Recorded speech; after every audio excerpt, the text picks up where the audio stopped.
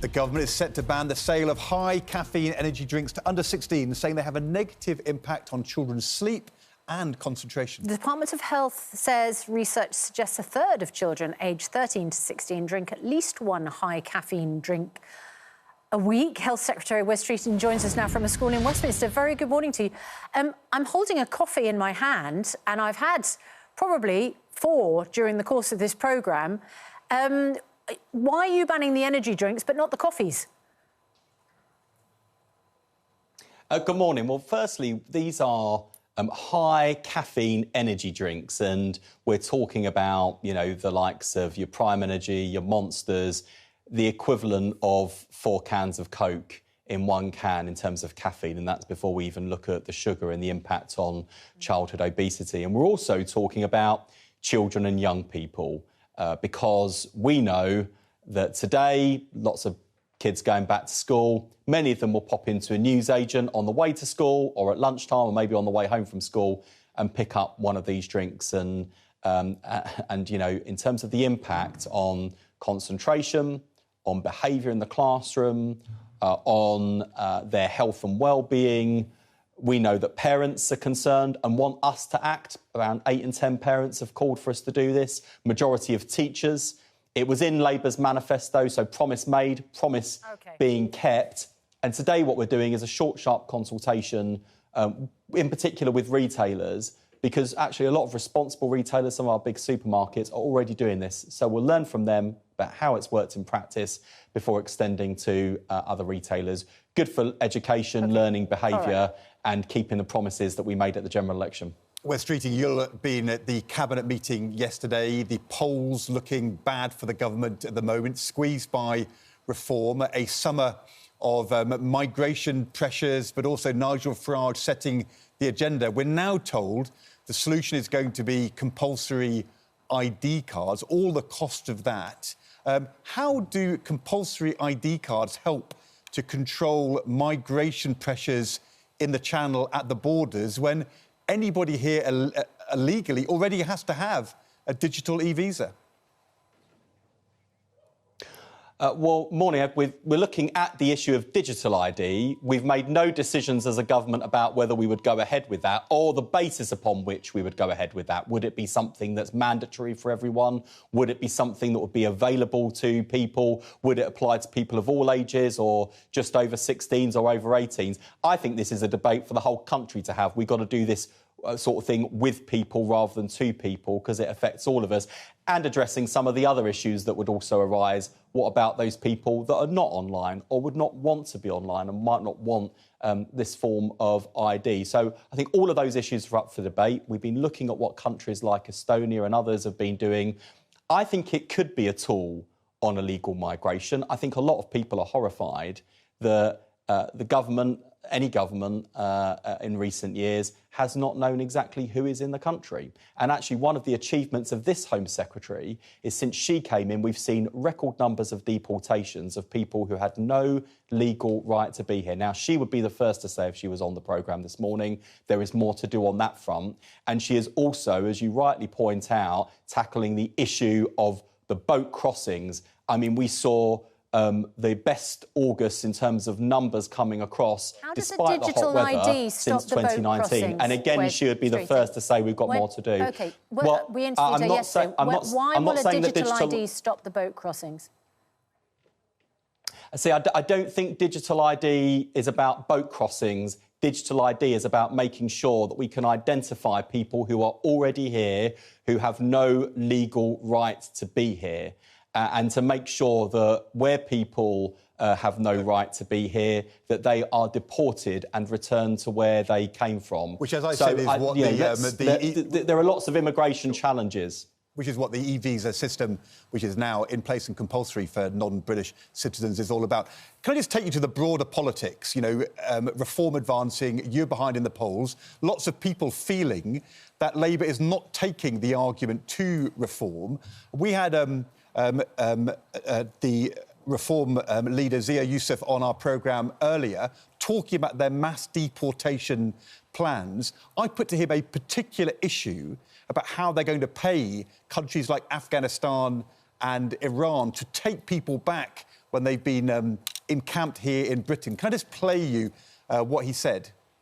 As Nigel has already said, he cannot be held, if the British people see fit to vote him in as Prime Minister, he cannot be held accountable for the actions of every despotic regime. We will, of course, not deliberately send anyone back to get tortured or harmed in any way. But we make no apologies. We have north of 1 million people in this country illegally. That number is growing. The pace of people arriving is accelerating. We cannot afford it. The question I'd asked him, Reform say they won't be sending back women and children.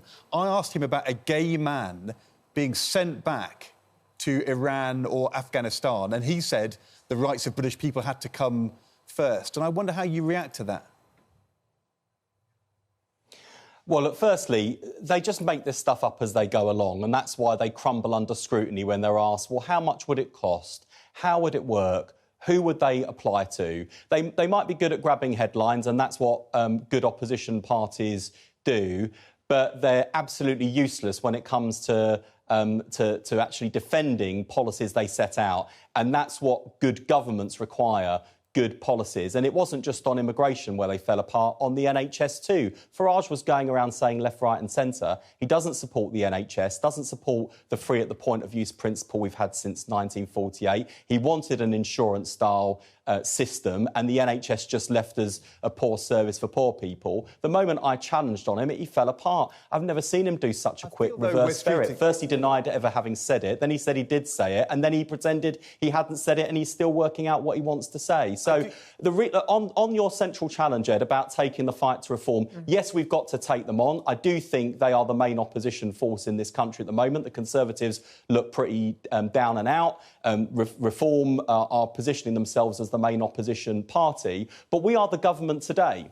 And so we're not just going to dance to their tune and respond to every silly press conference that Nigel Farage does. That's exactly what he wants. He wants the oxygen. He needs the airtime. We're going to do things like roll out free childcare so that parents of under fives get 30 hours free childcare, as the Education Secretary announced this week. We're going to make sure that we're cutting NHS waiting lists, which are lower now than when we came to office, and where we delivered over 4 million appointments more in our first year, not just the 2 million more that we actually promised. This is a government where, yes, there are lots of challenges. My goodness, we would not pretend for a moment that there aren't still massive challenges in this country. But we came in, we hit the ground running, we're getting Britain moving in the right direction, and we're delivering the change people voted for. I just want to say, you pledged to deliver an extra 2 million hospital appointments. As you say, you delivered an extra 3.6 million appointments. During the same 8-month period the previous year, the Tory government delivered an extra 4.2 million appointments. When you took over, 68% of all cancer patients were treated within the target 62 days. The latest figure is less than that, 67.8%. A&E waiting times, when you took over in July, 75.2% of patients were seen within 4 hours. This is now 75.5%. You're barely attacking A&E waiting times.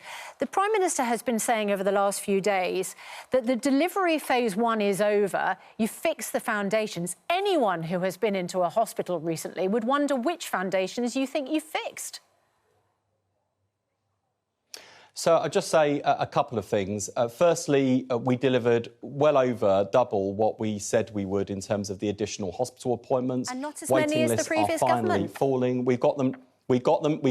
Hang on a second. We got waiting lists down to the lowest levels in 2 years in our first year. And as I say, they were 2 million more appointments that we promised. We delivered over 4 million more appointments than the previous government did in the same 12-month period at the end of their term in office.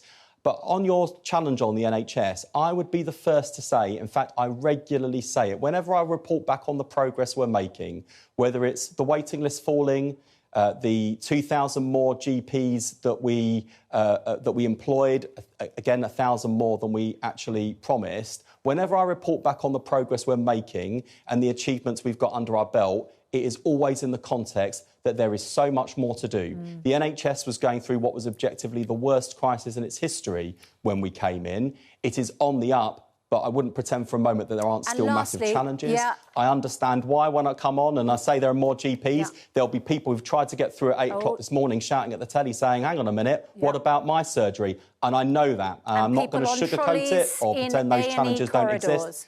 And finally... And, you know, on that front, we are publishing the data on that for the first time ever to make sure that we are actively tackling this issue of corridor care, which I want to eradicate in the NHS. And finally, how are you going to pay... I don't hide from problems. No, how are you going to pay for everything? We've just seen that borrowing costs have gone up. Are people's taxes going to go up in this budget? On that question, how are you going to pay for everything? That is why we do have to make choices. And I know that sometimes it is frustrating, including for members of the Cabinet sometimes, when the Chancellor says no to very worthy causes or things that we would really like to do and be able to do. But we've got to get the public finances back into a good shape. We've got to get the economy growing again. That makes all of the other challenges easier.